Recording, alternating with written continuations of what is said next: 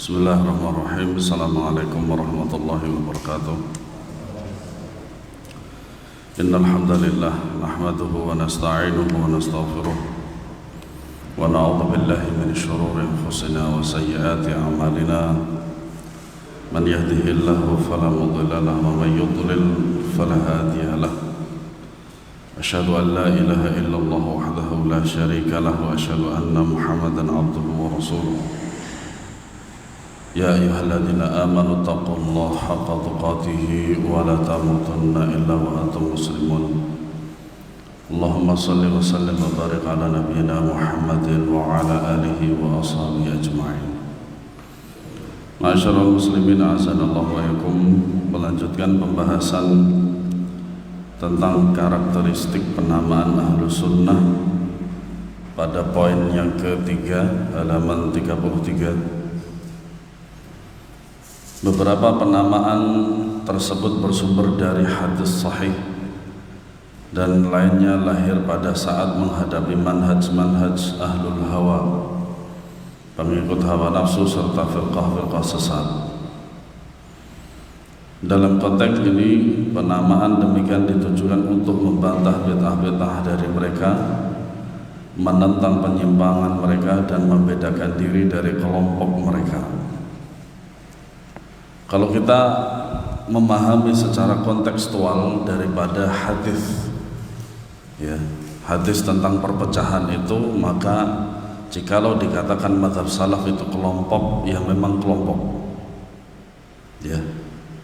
Makanya ada nama lain yang sudah kita bahas itu adalah al-firqatun najiyah, yaitu ada kata al-firqah di situ, kelompok. Akan tetapi kelompok di sini adalah kelompok di atas kebenaran, di atas sunnah Nabi Sallallahu Alaihi Wasallam. Dan apakah untuk membatasi? Iya, membatasi supaya tidak masuk 72 golongan itu tadi. Ya. Ketika bid'ah firqah telah muncul, para pengikut kebenaran pun segera membedakan diri dengan identitas Ahlus Sunnah. Saat ra'yu, pendapat berdasar akal semata, dijadikan rujukan utama, Ahlus Sunnah membedakan diri dengan berpegang pada hadis dan athar. Nah, ini bedanya. Ya, mereka selalu berpegang terhadap hadis dan athar. Ya. Dan ketika bid'ah serta hawa nafsu menyebar di kalangan masyarakat khalaf, yaitu generasi setelah salaf, ya, mereka membedakan diri dengan mengikuti salaf generasi terdahulu dan demikian seterusnya. Ya. Makanya setiap perkataan dan perbuatan pasti timbangannya adalah para sahabat radhiyallahu anhum. Yang keempat, penamaan Ahlus Sunnah menuntut adanya sikap al-wala wal bara', mencintai dan memusuhi, yang didasarkan pada syariat Islam. Syekh Fauzan hafizahullah ta'ala telah menjelaskan dalam al-wala wal bara' itu dalam kitab beliau Al-Wala wal Bara' fil Islam, mencintai dan memusuhi di dalam Islam. Dan di dalamnya oleh beliau hafizahullah ta'ala menjelaskan bagaimanakah seseorang itu mencintai seseorang itu betul-betul karena Allah dan di atas kebenaran, bukan di atas hawa nafsu. Jadi al-wala wal bara' itu yang didasarkan pada syariat Islam, bukan atas dasar yang lain. Oh, dia baik, oh teman saya muslim gak baik. Makanya kan pada tahun-tahun politik yang lalu, sebelum tahun-tahun sekarang ini sering terlontar sebuah perkataan, ya, punya pemimpin kafir lebih baik daripada tapi dia itu baik dan tidak korupsi daripada pemimpin muslim yang korupsi. perkataan yang semacam ini tuh sungguh berbahaya, sungguh berbahaya. Ternyata kalau toh dia tidak korupsi, ada bahaya yang lain yang mengganggu kaum muslimin, ya. Dan itu kita lihat, ya, yang sangat jelas sekali. Bahkan antum saja yang bukan warganya tahu, yaitu sebelum Gubernur Jakarta yang sekarang itu dia sering menghancurkan masjid. Sekarang dibangun lagi oleh pemimpin muslim. Itu saja sudah jelas sekali kalau pemimpin kafir itu tidak akan senang dengan kaum muslimin, gitu. Makanya perkataan yang semacam ini itu adalah keluar dari orang-orang bodoh, orang jahil. Kenapa demikian? Seburuk-buruk kaum muslimin, seorang muslim sebaik-baik orang kafir. Ini kaidah yang tidak dipahami oleh para politikus, orang-orang yang terjun dalam politik. Ya, karena memang di dalam politik itu tidak ada teman abadi dan tidak ada musuh abadi. Yang ada adalah kepentingan bersama atau kepentingan pribadi. Ya. Maka harus dicamkan oleh kaum muslimin bahwasanya seburuk-buruk seorang muslim itu sebaik-baik orang kafir. Apa yang membedakan, yang menjadikan orang-orang muslim walaupun dia itu buruk masih lebih baik daripada orang kafir yang baik? Karena adanya iman kepada Allah. Itu yang menjadikan mereka baik. Iya. Kaum muslimin masih bisa dinasehati, tapi kalau kaum kufar tidak bisa. Muamalah pun juga tidak berjalan dengan baik, ya. Makanya tidak keluar perkataan yang seperti itu kecuali dari orang yang bodoh, tidak ngerti tentang agama Islam. Padahal di balik itu ada sesuatu yang sangat bahaya, ya, sesuatu yang sangat bahaya. Sikap ini tidak dibangun atas ikatan yang dibawa firqah yang sesat, ya, melainkan di atas Al-Quran dan As-Sunnah. Yang kelima, penamaan ahlu sunnah atau sejenisnya tidak mengajak seorang muslim untuk bersikap ta'assub, ya, fanatik buta, ya, kepada sosok manusia.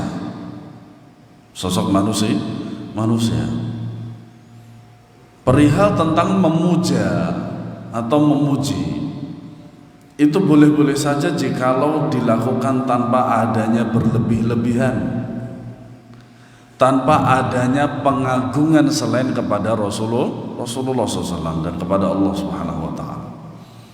Seperti orang mengatakan, wah kamu kalau tanpamu ini desa ini akan begini dan begitu. Dengan jasamu ini akhirnya desa ini menjadi ini dan itu dan itu. Iya. Bahkan Allah pun tidak bisa melakukan demikian. Nah, yang seperti ini di samping ghulu juga syirik. Dia mencoba menyandingkan atau membandingkan antara khaliq dengan makhluk, antara khaliq dengan makhluk. Jikalau kita amati bahwasanya orang-orang hebat dalam tanda kutip itu sebenarnya mereka itu tidak hebat, tidak hebat.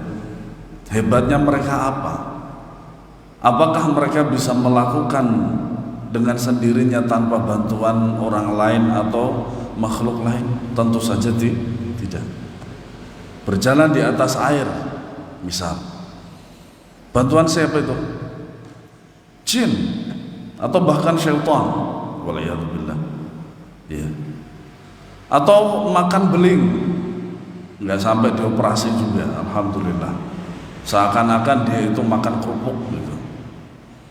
Itu bantuannya siapa?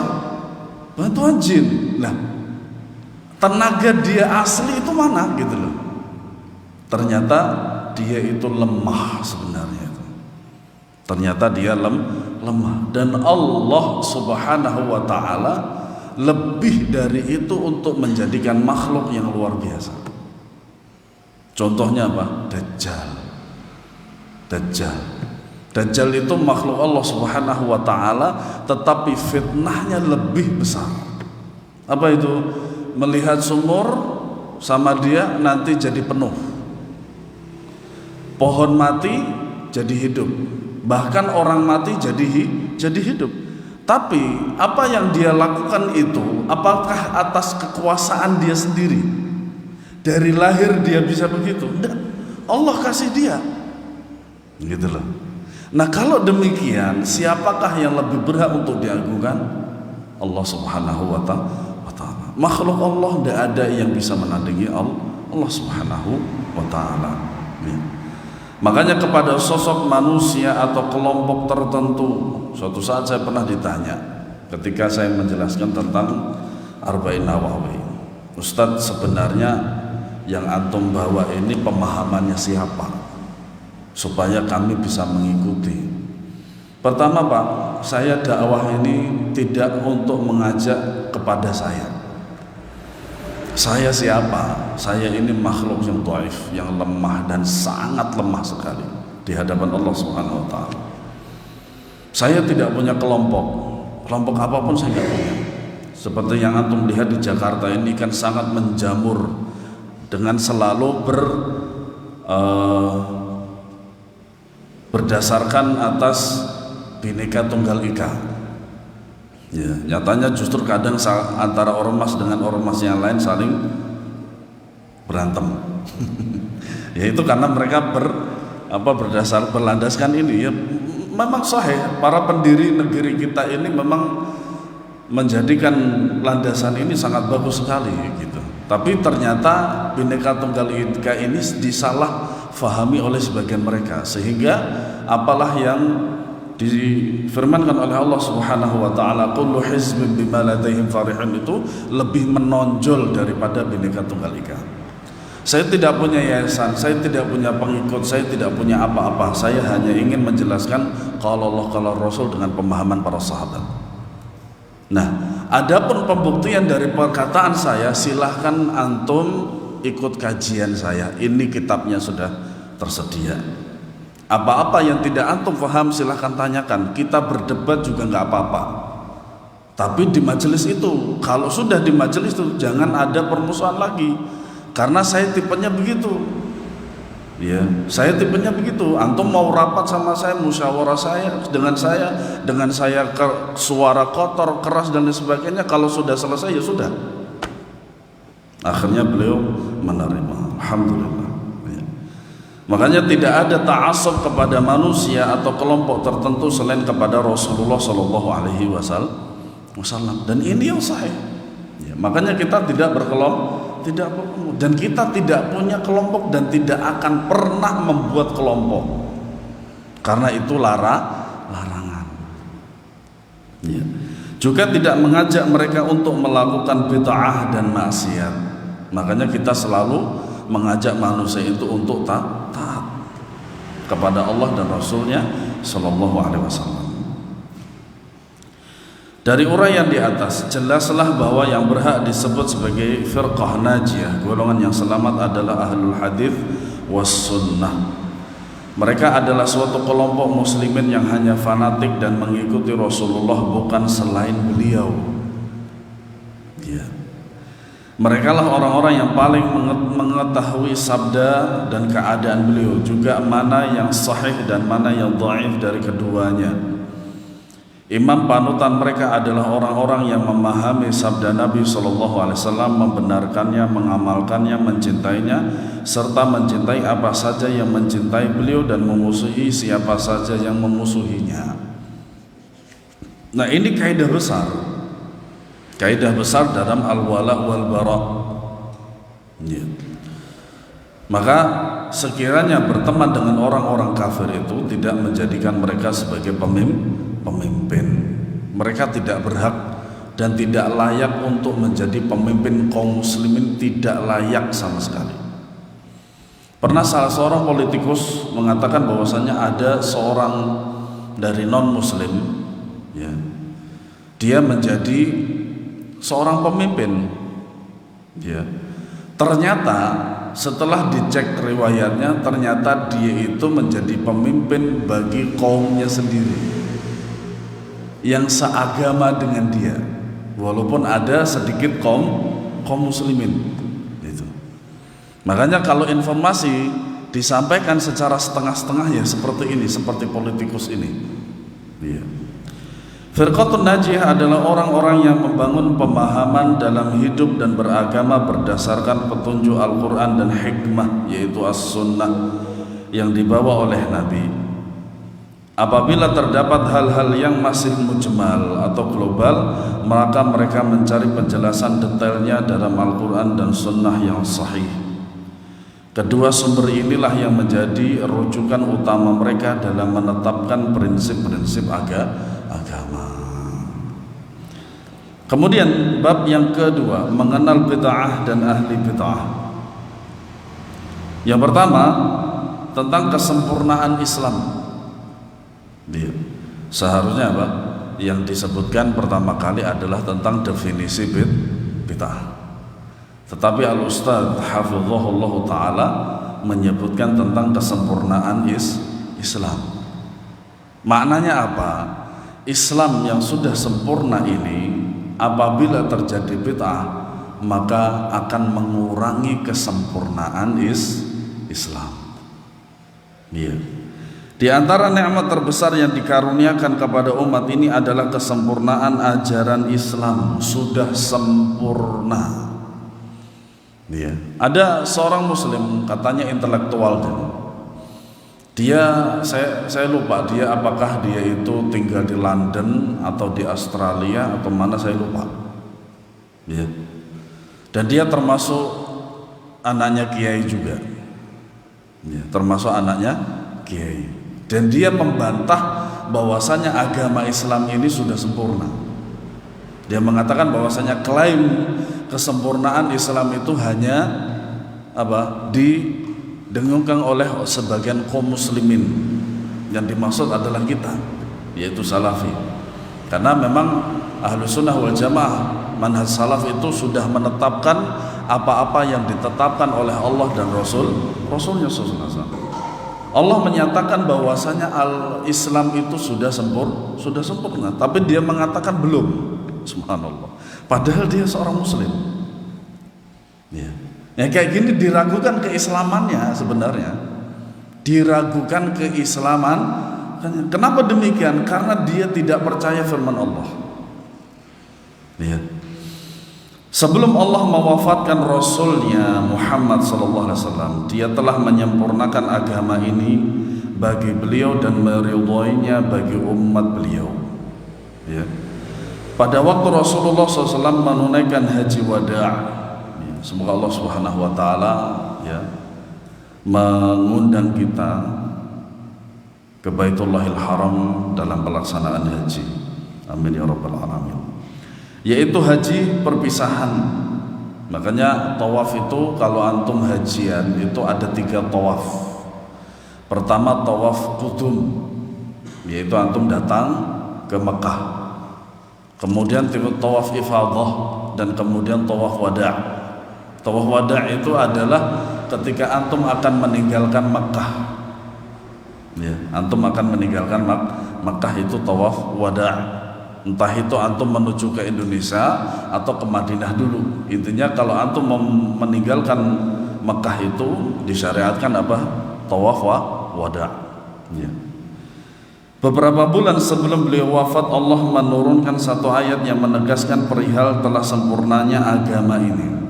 Agama Islam itu milik siapa? Allah.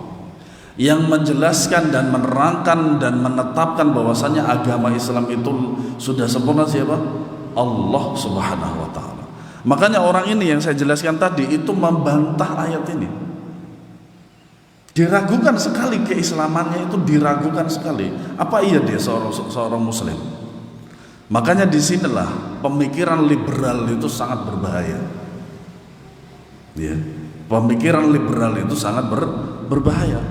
Berbahaya bagi dirinya sendiri dan membahayakan orang lain. Tapi agama ini sudah dijaga oleh Allah, tidak ada yang bisa membahayakan. Islam itu para jamaah sekalian rahimakumullah itu terlalu kuat untuk ditumbangkan. Kenapa? Karena Allah yang menjaga. Karena Allah yang menjaga. Dan mereka terlalu lemah untuk menumbangkan Islam. Terlebih lagi dengan sunnah Nabi Shallallahu Alaihi Wasallam. Allah berfirman, Al-yawma akmaltu lakum dinakum wa atmamtu alaikum ni'mati wa raditu lakumul Islam dina. Pada hari ini telah aku sempurnakan agamamu untukmu dan telah aku cukupkan nikmatku bagimu dan telah aku ridhoi Islam sebagai agamamu. Ini sangat jelas sekali, tidak perlu tafsir, terlebih lagi takwil. Takwil itu metode yang salah, prosesnya salah, hasilnya salah besar. Iya. Itu takwil. Ibnu Abbas radhiyallahu anhu menjelaskan bahwa melalui ayat ini Allah mengabarkan kepada Rasulullah dan orang-orang yang beriman bahwa pilar-pilar keimanan mereka telah disempurnakan hingga tidak membutuhkan tambahan lagi untuk selamanya. Kata para ulama, bid'ah itu adalah membantah ayat ini. Ketika Allah Subhanahu wa taala berfirman al-yauma akmaltu lakum dan seterusnya, belum, para ahli bid'ah mengatakan masih ada ini, ada ini, ada ini, ada ini. Subhanallah. Makanya para ulama juga menjelaskan, tidak usah berdebat dengan ahli bid'ah. Kenapa? Firman Allah dan Rasulnya saja dibantah, apalagi perkataan manusia gitu loh. Sehingga nggak akan ada faedahnya. Ya.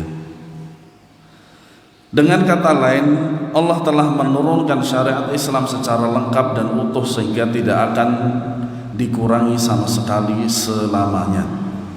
Dia tidak ridha sehingga ia tidak akan dimurkai sedikit pun dan selamanya. Itulah Islam. Nasallallahu salamata wal afiyah. Turunnya ayat ini membuat seorang Yahudi iri. Antum bayangin, iri. Makanya Nabi SAW bersabda, al-Islam ya'lu wa la yu'la alaih. Islam itu sudah sangat tinggi dan tidak ada yang menyamai ketinggian Islam.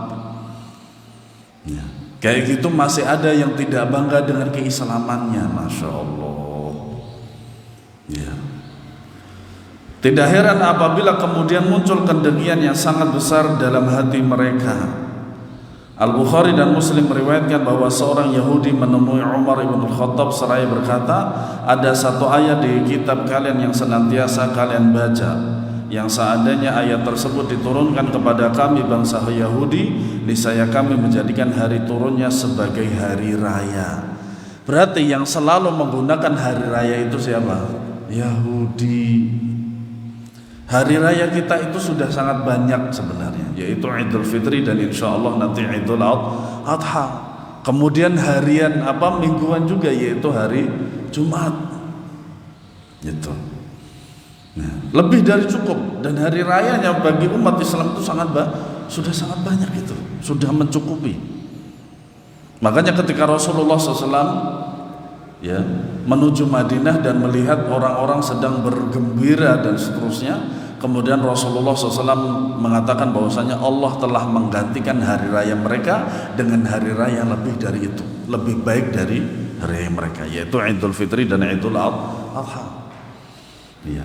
Kemudian Umar bertanya, ayat apakah itu? Orang Yahudi pun menjawab, al-yauma akmaltu lakum dinakum wa atmamtu alaikum ni'mati wa raditu lakumul Islam madina. Tidak masuk akal. Tidak masuk akal. Orang Yahudi ngerti kalau Islam sudah lengkap dan sempurna, tapi ada orang Islam yang mempercayai, meyakini Islam belum sempurna. Kebalik gak itu? Kebalik. Dalam hadis ini jelas sekali Yahudi itu mempercayai, meyakini bahwasanya Islam sudah sempurna. Kok ya ada orang yang mengaku Muslim di atas Islam mengatakan bahwasanya Islam belum sempurna? Kok kebalik akidah yang semacam ini gitu. Makanya diragukan keislaman dia. Gitu. Kemudian yang kedua, pengertian bid'ah. Ya. Secara bahasa bid'ah bermakna sama dengan ikhtira'. Ya, ikhtira'. Ya. Yaitu sesuatu yang baru dan diciptakan tanpa ada contoh yang sebelumnya. Ini seharusnya Al-Ustadz Hafizahullah Ta'ala menulis ikhtira' itu dengan bahasa Arab juga. Karena apa? Karena kalau kita tidak bisa bahasa Arab atau masih minim bahasa Arab, itu akan dibaca ikhtira' dengan hamzah, bukan dengan ain. Makanya di antara bentuk kesalahan dalam penulisan Arab ke Indonesia itu adanya tulisan Latin. Ada tulisan Latin. Ya. Misalkan ditulis ahlun atau ahalla dengan ahalla. Ya, makanya komputer kontemporer sekarang itu bisa membedakan itu. Antara ahalla dengan ha dengan ahalla dengan ha. Nah, kalau ditulis Latin, salah satu di antara keduanya itu ada garis bawah. Ada garis bawah. Sehingga nanti ketika dibaca itu bisa membedakan antara ahalla dengan ahalla. Tuh. Nah, komputer-komputer zaman dahulu nggak bisa. Makanya di sini kalau kita nggak bisa bahasa Arab ya ikhtira', pakai hamzah. Seharusnya apa? Ain. Al-ikhtira' gitu. Ya. Jika seorang mengatakan aku membuat bid'ah, maka artinya aku melakukan satu hal baru, baik ucapan maupun perbuatan tanpa contoh sebelumnya. Maka makna ini sebagaimana yang disebutkan dalam Al-Quran, yakni sesuai dengan firman Allah, Badi'us samawati wal ard. Allah pencipta langit dan bumi, surat Al-Baqarah ayat 117. Maksudnya Allah menciptakan langit dan bumi tanpa ada contoh sebelumnya. Ini makna secara bahasa. Adapun pengertian bid'ah menurut syariat adalah sebagaimana yang diterangkan oleh Al-Imam Asy-Syatibi di dalam kitab beliau Al-I'tisam. Bid'ah adalah cara baru. Artinya cara baru berarti tidak dikenal pada zaman Nabi Shallallahu Alaihi Wasallam, para sahabat dan para tabi'in. Yang sengaja dibuat dalam menjalankan agama. Ingat, agama berarti bid'ah itu bukan perkara dunia, bukan. Sekali lagi, bid'ah itu bukan perkara dunia. Rasulullah SAW diutus untuk perkara dunia itu terlalu remeh. Maka Allah mengutus Nabi SAW untuk perkara yang agung, perkara yang besar, yaitu agama. Maka kata nama Amiruddin itu sebenarnya juga salah, kata Syekh Albani. Ini kesalahan. Karena apa? Kata ad-din itu besar, perkara besar. Makanya beliau juga membantah nama beliau sendiri, kan nama beliau kan Muhammad Nasiruddin. Ini nama yang makruh, kata beliau. Nama yang makruh. Jangan disandarkan nama dengan kata ad-din, karena din ini terlalu besar untuk dia panggul ya, seperti itu. Makanya Rasulullah SAW telah memberikan nama yang terbaik, yaitu Abdullah atau Abdurrahman atau Hammam. Nah, ini juga antara Hammam dengan Hammam beda jauh, beda sama wa sumur. Hammam maknanya adalah mempunyai cita-cita tinggi. Kalau hammam ini nih kamar mandi hammam itu. Nah, itu kalau kita tidak bisa menulisnya dalam bentuk Latin itu dengan baik, ya orang akan mengatakan hammam, dan itu memang terjadi. Saya sendiri mengalami demikian. Dia mengatakan kan namanya ada hammamnya gitu. Nah, bapaknya mengatakan ini hammam. Salah antum. Kemudian yang sahih itu hammam, bukan hammam. Hammam itu kamar mandi, Pak. Seperti itu. Iya. Hammam atau Harith, itu 4 nama yang disebutkan oleh Nabi Shallallahu Alaihi wasallam. Ya, yaitu dalam menjalankan agama. Ingat, bid'ah itu perkara agama, bukan perkara dunia. Ya. Sehingga menandingi syariat Islam yang sudah ditetapkan dan maksud berlebih-lebihan dalam beribadah kepada Allah Subhanahu wa taala. Nah, itu pengertian daripada bid'ah. Kemudian macam bid'ah. Apabila dilihat dari sumber kemunculannya, bid'ah terbagi menjadi dua macam. Bid'ah hakikiyah dan bid'ah idhafiyah. Ini secara bahasa. Ya. Bid'ah hakikiyah adalah bid'ah yang tidak dibangun di atas satu dalil syariat pun. Karena memang apa? Karena bid'ah itu sama sekali tidak berdalil. Kalau toh berdalil, salah dalam memahami. Ya. Baik dari kitabullah dan sunnah atau ijma, serta tidak pula merujuk kepada kaidah para ulama dalam menetapkan hukum baik secara global maupun terperinci. Oleh sebab itu ia disebut bid'ah karena murni dibuat-buat tanpa contoh sebelumnya dalam syariat. Makanya sering kita tanya, apakah ini ada contohnya dari Rasulullah? Ya. Apa salahnya juga kita bertanya demikian? Karena apa? Kita itu betul-betul ingin ya menapaki jalan para salafus saleh. Karena kita memang betul-betul ingin menjadi umat Muhammad sallallahu alaihi wasallam. Ya. Di antara bid'ah hakikiyah adalah keyakinan kelompok Jahmiyah yang menafikan sifat-sifat Allah. Nah, kita harus memahami Jahmiyah itu apa. Ya. Juga bid'ah kelompok Qadariyah yang menyatakan baik dan buruknya sesuatu ditentukan oleh akal. Padahal akal itu, kata Al-Imam Asy-Syafi'i rahimahullah, ya, beliau mengatakan bahwasanya i'lamu anna lil basari haddan kama anna lil aqli haddan. Ya, pandangan itu mempunyai batasan sebagaimana juga akal itu punya batasan. Ya. Bahwa hadis ahad tidak sah dijadikan sebagai hujjah. Ya. Nah, ini adalah perkataan-perkataan dan perbuatan mereka dari kalangan para ahli bid'ah. Padahal para ulama Ahlussunnah wal Jamaah sepakat jikalau hadis itu sahih walaupun ahad, maka memberikan ilmu dan keyakinan. Begitu pula mendekatkan diri kepada Allah dengan cara menjauhi hal-hal yang sebenarnya dihalalkan, seperti yang dilakukan para pendeta merayakan Maulid Nabi, memperingati Isra Mi'raj, mengingkari ijma' menghalalkan khamr. Nah, itu tadi hadisnya sahih. Nabi SAW bersabda bahwasanya beliau itu dilahirkan pada hari Senin. Kemudian beliau berpuasa. Nah, orang-orang salah memahami hadis ini, kemudian dijadikan landasan sebagai Maulid Nabi. Kalau mau mengikuti ajaran Nabi, maka berpuasalah. Tetapi beliau dalam hadis ini menunjukkan keterangan, tidak menunjukkan suatu perintah atau anjuran. Itu.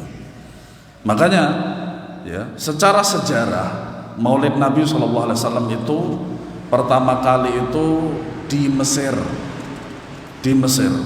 dan itu jauh setelah para sahabat dan para tabi'in. Tidak tanggung-tanggung Maulid Nabi itu, waktu itu langsung 6 Maulid Nabi.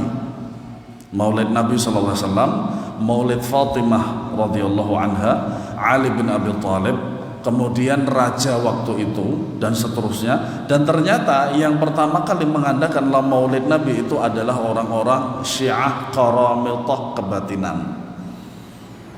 Sebelum-sebelumnya tidak ada. Sebelum-sebelumnya tidak ada. Dan Kiai Haji, ya, Hadratus Syekh Muhammad Hashim bin Asy'ari rahimahullah ta'ala itu mengingkari beberapa perkara bid'ah di dalam Maulid Nabi. Dan itu saya baca di dalam kitab beliau, ya. Saya lupa kitab beliau, alhamdulillah saya punya kitab beliau yang lumayan banyak. Beliau mengatakan di antara secara hukum memang beliau tidak mengingkari, beliau membolehkan juga, tapi yang beliau ingkari itu adanya apa? Ikhtilat. campur baur antara laki-laki dan perempuan.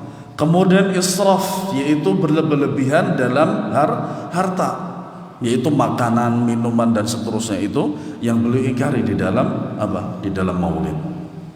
Kemudian memperingati Isra dan Mi'raj. Isra itu adalah perjalanan malam dari Masjidil Haram menuju Masjidil Aqsa. Kemudian dari Masjidil Aqsa kemudian Sidratul Muntaha, kemudian balik lagi ke mana? Ke Mekah, itu dalam satu malam. Baik. Ajibnya yang tidak masuk akal itu adalah orang-orang yang memperingati Isra Mi'raj itu kok yang enggak meyakini kalau perjalanan Rasulullah SAW dari Masjidil Aqsa ke Sidratul Muntaha itu dalam keadaan apa? Naik apa? Iya, ke kanan, ke kiri, atau ke bawah. Kata naik pasti ke atas. Dalam artian apa? Mereka mengingkari bahwasanya Allah Subhanahu wa taala di atas arsy, di atas langit, tapi mereka memperingati Isra dan Mi'raj, gitu loh. Terlebih lagi juga di dalam Kristen itu, agama Kristen juga ada istilah kenaikan Isa al-Masih. Ini kan akidah yang kontradiksi. Akidah yang kontradiksi. Mengingkari ijma' menghalalkan khamr dan berkeyakinan bahwa para imam bersifat maksum. Ini akidahnya siapa? Orang-orang Syiah. Ya. Dan bid'ah-bid'ah yang lainnya yang tidak pernah diajarkan oleh Rasulullah dan para sahabat. Adapun bid'ah idhafiyah adalah bid'ah yang dibangun di atas dalil namun terjadi salah kaprah dalam memahaminya sehingga melahirkan hal-hal baru dalam syariat. Apabila diteliti lebih mendalam, bid'ah ini mempunyai dua sisi. Yang pertama, ada dalil yang melandasinya dari sisi ini, maka ini bukan bid'ah menurut tinjauan bahasa Arab. Yang kedua, akibat pemahaman yang keliru terhadap dalil tersebut lahirlah sesuatu yang bisa dikatakan sebagai bid'ah hakikiyah hanya karena hanya berlandaskan syubhat, bukan dalil. Tidak dapat dipungkiri bahwa terdapat dalil pada sisi ini, tetapi dilihat dari cara, ihwal dan rincian pelaksanaannya akan diketahui bahwa ia tidak dibangun di atas dalil pada sisi yang lain. Padahal keberadaan dalil pada semua sisi sangat penting dalam tiga hal tersebut. Makanya kumpulkan seluruh dalil itu dari Al-Quran kah atau dari hadis Nabi SAW.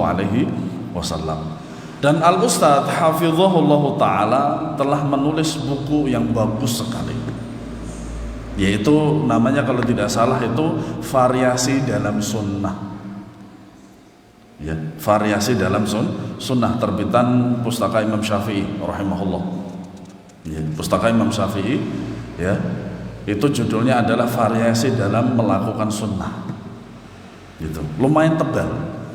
Tebalnya mungkin 3 kali buku kita ini, ya.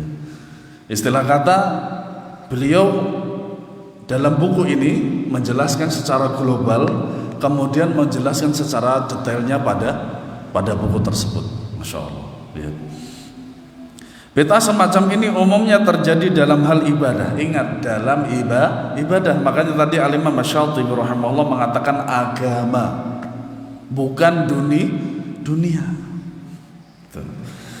bukan jalan dalam kebiasaan. Contohnya pengkhususan puasa pada hari Jumat, pengkhususan umroh pada bulan Rajab, berzikir secara berjamaah dan sebagainya. Berdasarkan penjelasan tersebut, dosa bid'ah hakikiyah lebih besar daripada dosa bid'ah idhafiyah, tapi sama-sama dosa, ya. Karena ia murni ciptaan pelakunya dan menyimpang dari syariat tanpa ada dalil syar'i yang menjadi landasan syubhatnya. Kemudian yang keempat, larangan berbuat bid'ah. Larangan melakukan bid'ah disebutkan dalam banyak dalil syariat baik dari Al-Quran dan Sunnah maupun athar para sahabat dan tabi'in. Ya, banyak sekali. Makanya kajian manhaj itu adalah kajian diantaranya tentang apa? Bid'ah. Itu kajian manhaj memang begitu. Berbeda dengan fikih. Fikih pun juga ada manhajnya. Fikih pun juga ada manhajnya. Contohnya apa? mengusap khuf. Mengusap khuf. Khuf itu bisa dimaknai kaos kaki atau apa? Sepatu. Tapi kalau sepatu itu syaratnya di atas mata kaki. Iya. Nah, perkara tentang mengusap khuf ini ternyata Syiah itu menolak keras. Syiah itu menolak keras karena tidak masuk akal menurut mereka, gitu. Sehingga Ali bin Abi Thalib radhiyallahu anhu di dalam kitab Sahih Muslim bab zakat di kitab Muslim Sahih Muslim, beliau mengatakan radhiyallahu anhu, sekiranya agama Islam ini dibangun di atas akal, maka khuf itu yang lebih berhak untuk dibersihkan itu bagian atas atau bagian bawah? Bawah, karena dia yang kotor. Tetapi aku melihat Rasulullah Shallallahu Alaihi Wasallam mengusap khuf beliau itu bagian atas. Subhanallah. Ya, fikih aja juga manhaj, ada manhajnya. Itu. Terlebih lagi tentang manhaj. Makanya tidak aneh juga ketika Syekhul Islam Ibnu Taimiyah rahimahullah taala beliau dipenjara masalah fikih. Apa itu? Tentang talak. Ya, tentang talak. Beliau dipenjara masalah itu, padahal yang namanya fikih itu banyak pendapat di situ. Ya, banyak pendapat, tidak hanya sekedar pendapat 1, 2, enggak, 1, 2, 3, 4 dan seterusnya. Artinya apa? Dalam masalah fikih itu harus legowo. Ya. Karena apa? Banyaknya pendapat. Tetapi pada waktu itu pada zaman beliau tidak ada yang mau legowo, sehingga beliau dipenjara gara-gara fatwa beliau. Ya. Berikut di antara nas syariat yang menegaskan tentang larangan berbuat sesuatu amalan yang baru di dalam agama Islam yang lebih dikenal dengan istilah bid'ah. Yang pertama, dalil dari Al-Quran, firman Allah Subhanahu wa ta'ala dalam surat Al-Hadid ayat 27, wa rahbaniyatan btada'uha ma katabna alaihim, dan mereka mengada-ngadakan rahbaniyah padahal kami tidak mewajibkan kepada mereka. Ayat ini mencela umat Nasrani yang telah melakukan bid'ah. Jadi benarlah sabda Nabi SAW bahwasanya mereka akan terbagi menjadi 71, dan masing-masing daripada firqah itu mereka ada bid'ahnya, ada kesyirikannya, ada sesuatu yang buruk ya, dalam beribadah kepada Allah, padahal Allah tidak pernah memerintahkan mereka melakukan hal itu ya. Nah, kemudian surat Al-Maidah ayat 3 yang sudah kita bahas tadi, Al-Hafidz Ibnu Hajar rahimahullah menjelaskan bahwa ayat ini ialah nikmat terbesar yang diberikan kepada umat Islam. Betapa tidak dia telah menyempurnakan agamanya sehingga mereka tidak butuh kepada agama lainnya, tidak pula kepada nabi lain selain Muhammad sallallahu alaihi wasallam. Karena itu Allah menjadikan Rasulullah sallallahu alaihi wasallam sebagai penutup para nabi. Dia mengutus beliau kepada seluruh manusia dan jin, sehingga yang halal hanya yang beliau halalkan, yang haram hanya beliau haramkan, dan ajaran agama yang benar hanya yang beliau syariatkan. Makanya sesuatu yang Imam Malik rahimahullah mengatakan, pada saat Nabi SAW mensyariatkan dan tidak disyariatkan, maka sesuatu yang tidak disyariatkan pun itu sampai yaumul qiyamah bukan menjadi ajaran agamanya ya. Semua yang dikabarkan beliau adalah benar dan tidak mengandung kebohongan serta pertentangan sedikit pun, sebagaimana firman-Nya, wa tammat kalimatu rabbika sidqan wa adla, dan telah sempurna firman Rabbmu Al-Quran dengan benar dan adil. Nah, maksudnya kabar yang disampaikan itu benar, semua perintah dan larangannya adalah adil. Setiap perintah itu pasti ada hikmahnya, pasti ada faedahnya. Setiap larangan itu pasti ada hikmahnya. Ya. Dengan sempurnanya agama Islam, agama ini sempurna pula lah nikmatnya kepada mereka. Ya. sesuai dengan surat Al-Maidah ayat 3. Maka itu terimalah Islam dengan penuh keridhaan, sebab ia adalah satu-satunya agama yang dicintai dan diridhai oleh Allah Subhanahu wa taala.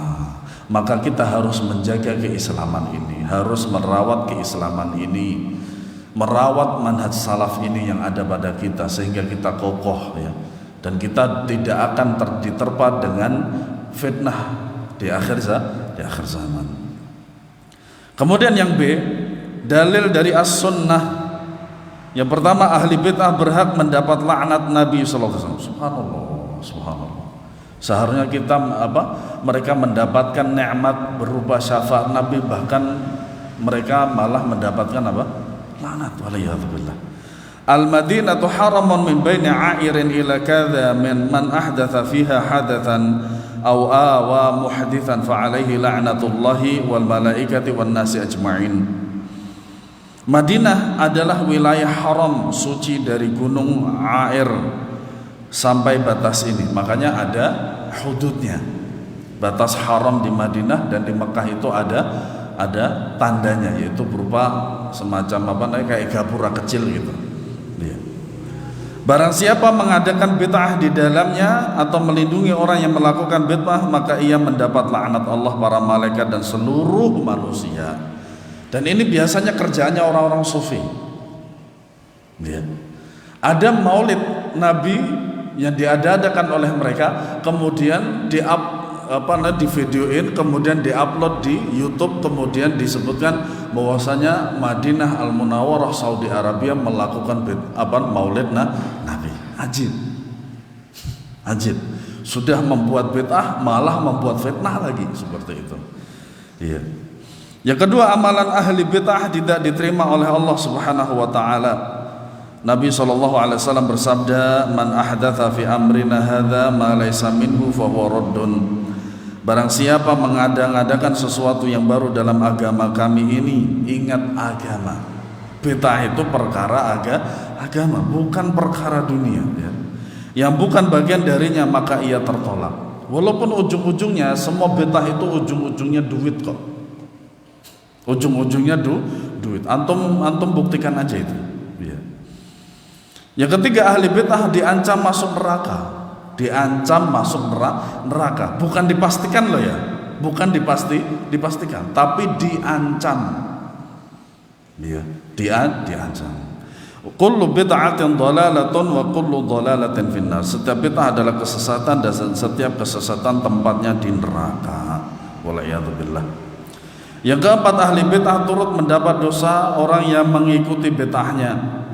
Ya, dalam hadis Nabi disebutkan, wa man da'a ila dhalalatin kana 'alaihi min al-ithmi mithla athami man tabi'ahu la yanqusu dzalika min athamihim syai'a. Ya. Barang siapa mengajak kepada kesesatan, maka dia berdosa seperti dosa orang-orang yang mengikutinya tanpa mengurangi dosa mereka sedikit pun. Subhanallah. Di saat kita menginginkan dosa kita diampuni sebelum kita mati, ahli bid'ah malah menanggung banyak dosa. Waliyadzubillah. Kemudian yang C, dalil athar sahabat. Ya. Di antara ciri-ciri kitab-kitab ahlu sunnah wal jamaah itu selalu menyebutkan qala Allah, qala Rasul sallallahu alaihi wasallam, kemudian para sahabat. Itu di antara ciri-cirinya. Kitab-kitabnya itu penuh dengan dalil. Makanya suatu saat ada salah seorang ulama India, dia itu dalam majelisnya di India sana itu selalu melaknat Syekh Muhammad bin Abdul Wahab. La'anallah ibnu Abdul Wahab, la'anallah ibnu Abdul Wahab. Kemudian ada salah seorang ulama yang bertentangan dengan beliau itu, kitabnya Syekh Muhammad itu kan ada covernya kan, covernya, kemudian ada halaman pertama itu dibuang sama dia.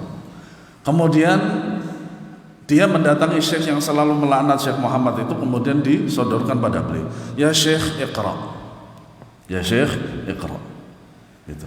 Kemudian beliau membaca itu dari awal sampai akhir. Subhanallah, ini kitab penuh dengan qala Allah qala Rasul ya. Kemudian ditanya, tahukah engkau Syekh itu siapa pengarang kitab itu? Saya tidak tahu. Dia adalah yang setiap bermajelis engkau laknat dia, yaitu Syekh Muhammad bin Abdul Wahab. Akhirnya beliau bertaubat. Akhirnya beliau bertobat, dan memang harus demikian. Makanya bentuk karya ilmiah di Saudi Arabia itu tidak jauh dari kitab. Kalau di kita kan enggak, harus cari perkara dulu kemudian diselesaikan, ya toh? Kapan? Kalau di Saudi enggak, entah itu skripsi bakalorius kah, magister kah, atau doktoral kah, itu harus merujuk kepada kitab. Sebanyak mungkin rujukan itu lebih baik. Itu karya ilmiah mereka seperti itu. Lihat. Yang pertama, seorang berkata kepada Ibnu Abbas, berikanlah aku wasiat. Dia menjawab, hendaklah kamu bertakwa kepada Allah dan istiqamah dalam menjalankan agama. Ikutilah sunnah dan jangan melakukan bid'ah. Yang kedua, Abu Darda radhiyallahu anhu berkata, engkau tidak akan tersesat selama berpegang kepada athar sunnah Nabi sallallahu alaihi wasallam. Ya, ketika Abdullah bin Mas'ud berkata, hendaklah kalian mengikuti Rasulullah dan janganlah kalian berbuat bid'ah. Sungguh Islam ini sudah cukup bagi kalian dan setiap bid'ah adalah sesat. Ya. Kemudian Ibnu Umar, Abdullah ibnu Umar, beliau berkata, setiap bid'ah adalah sesat meskipun manusia melihatnya sebagai kebaikan. Ya, kebaikan secara dunia, yaitu tadi ujung-ujungnya duit. Dan itu memang terbukti. Segala bid'ah itu ujung-ujungnya duit. Makanya sulit dihapus di masyarakat. Karena apa? Semua butuh duit. Nah, yang kelima, Muhammad bin Sirin rahimahullah berkata, para sahabat Nabi SAW menyatakan apabila seseorang berpegang pada athar sunnah Rasulullah, maka sungguh ia berada di atas jalan yang lurus. Kemudian yang keenam, Ayyub As-Sikhtiyani rahimahullah mengatakan, semakin jauh ahli bid'ah tersesat dalam bid'ahnya, maka semakin jauh pula ia dari Allah. Itu hanya pengakuan saja sekiranya kalau mereka itu dekat dengan Allah. Yang ketujuh, Sufyan Ats-Tsauri rahimahullah berkata, iblis lebih suka apabila manusia berbuat bid'ah daripada maksiat. Sebab pelaku maksiat masih mungkin bertaubat, sedangkan pelaku bid'ah sulit bertaubat dan meninggalkan bid'ahnya. Makanya suatu saat Syekhul Islam ditanya tentang dua keadaan. Syekh, menurutmu orang yang bertaubat dari meminum khamar, mencuri, berzina dan seterusnya, kemudian dia berbuat bid'ah, manakah yang lebih baik? Tentu saja yang pertama itu lebih baik. Kenapa? Orang yang ketika melakukan itu tahu kalau yang namanya mencuri itu haram, berbuat zina itu tahu kalau itu haram, ya. Dan seterusnya itu dia tahu haram. Tapi kalau bid'ah, apa? Berlindung di bawah dalil, gitu. Berlindung di bawah dalil, sehingga apa? Mereka merasa bahwasanya itu tidak masalah. Sehingga betullah perkataan Sufyan Ats-Tsauri bahwasanya ahli bid'ah itu sulit taubat. Kenapa? Karena mereka merasa bahwasanya mereka sudah benar. Nas'alullah as-salamata wal afiyah wa nas'alullah ats-tsabat. Semoga Allah Subhanahu wa taala memantapkan dan menetapkan kita di atas Islam dan sunnah sampai Allah Subhanahu wa taala wafatkan kita di atasnya. Semoga bermanfaat. Wallahu a'lam bishawab. Subhanakallahumma wa bihamdika asyhadu an la ilaha illa anta astaghfiruka wa atubu ilaik. Assalamualaikum warahmatullahi wabarakatuh.